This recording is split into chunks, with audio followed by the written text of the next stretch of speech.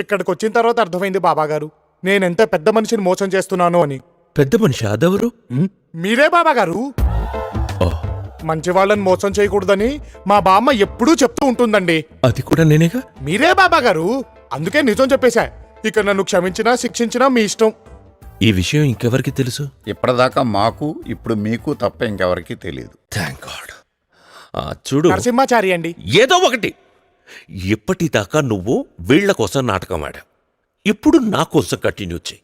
నా పని పూర్తయ్యేంత వరకు ఆ మేజర్ నువ్వే తన కొడుకుని నమ్మితే చాలు, ఇక 1 crore ఇస్తాను. ఎందుకు? మేము చాలా ఇచ్చాం, మీకేం కావాలో చెప్పండి, ట్రైనింగ్ ఇస్తాం. బడిపోరా, అది కాదు సార్. చంపేస్తా. వెళ్ళిపోతా. అందుకే నవ్వుతూ బతకాలిరా.